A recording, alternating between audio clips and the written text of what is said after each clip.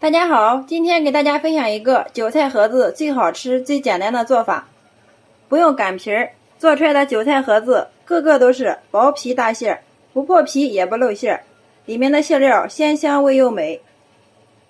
即使凉了也不用，其实做法非常简单。下面我们跟着视频看一下是怎么做的吧。首先，我们先来和面，大碗中加入200克的普通面粉，加入2克的食用盐，增加面的筋性。用筷子充分的给它搅匀，然后我们给它一分为二，一半我们用100度的开水给它烫面，边倒边用筷子搅拌，把它们烫成絮状。另外一半我们用凉水和面，也把它搅成絮状。用半烫面做出来的馅饼柔软好吃，即使凉了也不硬。全部搅成大絮状之后，把这2种面混合到一块儿。接着我们往里面加入一样最关键的食材，就是自炼猪板油，然后下手给它揉成面团。让馅饼和面的时候，我们加入猪板油，可以使我们做出来的馅饼吃起来更香，饼皮更加的柔软。很多朋友都不知道这个秘方哦，大家可以收藏起来，有时间做给家人尝尝，保证比你平时烙出来的馅饼还要好吃10倍哦。最后我们给它揉成一个中度偏软的面团，像这样就可以了。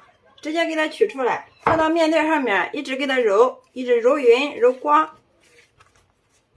面团揉匀揉光之后，我们给它搓成长条，然后再给它分成大小均匀的小面剂，再取出一个来，放在案板上面继续给它揉，揉匀揉光。最后我们给它揉成一个圆形，全部都给它揉成像这样就可以了。所有的小剂子全部揉圆之后，我们给它放到一个盘子上面，底下给它刷上一层食用油防粘，再把表面再给它刷上一层食用油，防止外皮风干。最后上面再盖上一层保鲜膜。包好之后放一旁给它松弛30到40分钟，醒的时间越长，这个面团的延展性越好。利用这个时间准备一只漂亮的小碗，向里面打入3颗你家没有的公鸡蛋，再用筷子充分的搅拌均匀，然后锅中加入适量的食用油烧热，倒入鸡蛋液，趁没有定型，用铲子迅速的给它搅散，炒成鸡蛋碎，炒得越碎越好。最后我们给它炒成像这样的鸡蛋碎就可以了。再倒回打鸡蛋的碗中放凉备用。接下来我们准备一把韭菜，提前给它洗干净，控干水分，改刀给它切成小丁。韭菜切好之后装在一个大点的碗中，接着往里面加入适量的小磨香油，这样可以锁住韭菜不出水，也能使韭菜的颜色更加的翠绿。搅拌均匀之后，这时候把我们切好的方腿丁给它放进来，炒熟冷凉的鸡蛋碎加进来，提前泡软的粉丝也给它加进来。下面我们给它调香味，加入适量的五香粉，少许的蚝油，适量的鸡精，适量的食用盐，最后再往里面加入一勺白糖，防止我们吃韭菜的时候烧心。像这样就可以了，其他料都不需要加，尤其是十三香千万不要加，因为十三香的香味比较浓，那样很容易遮住韭菜的鲜味。然后用筷子充分的给它搅拌均匀，把所有的食材化开。充分的搅拌均匀之后，香喷喷的韭菜鸡蛋粉条馅就调好了，真的是太香了。好，放一旁备用。这个时候我们的面剂子也松弛好了，看一下，特别的有延展性，怎么拉都拉不断，像这样就说明可以了。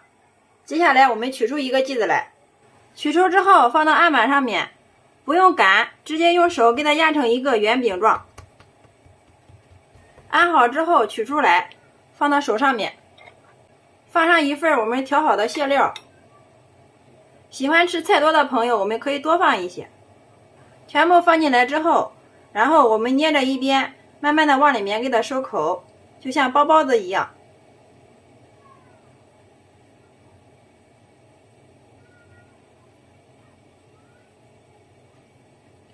最后再把尾巴处给它捏牢，然后案板上再撒少许的干面粉，我们给它放到案板上面，用手轻轻的给它按扁，按的时候两边干，这样薄厚均匀。一直给它压到能隐隐约约看到里面的馅料就可以了。好啦，像这样一个韭菜馅饼的生胚就做好了。接下来电饼铛预热，不用刷油，把我们做好的韭菜盒子的生胚均匀的给它码放到里面。好了，全部放进来之后，然后盖上盖子，给它烙个1分钟，把底部烙至金黄。好，时间到，打开盖子，然后我们给它翻个面。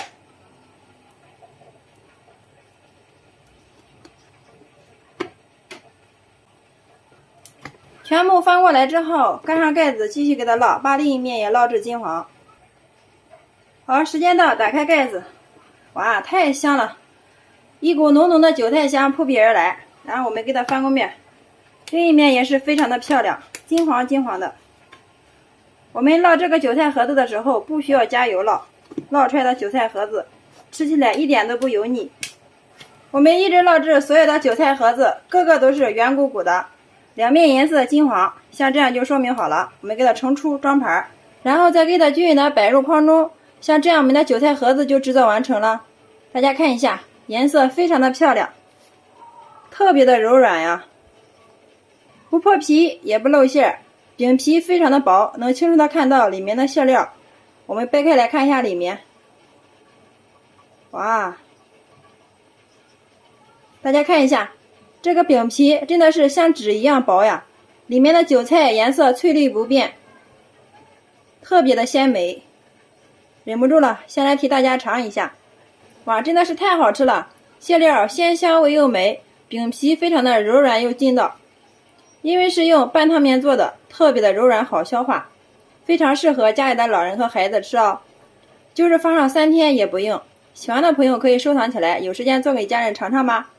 里面加了鸡蛋、粉丝、韭菜、火腿，营养搭配也是非常的全面哦。每次韭菜盒子这样做，出锅连吃5个都不过瘾，真的是太香太好吃了。好啦，今天给大家分享韭菜盒子的新做法就到这里啦。大家如感觉我的视频对你有所帮助的话，麻烦动动您发财的小手，帮忙评论转发支持一下吧。非常感谢你的观看与支持，我们下个视频再见。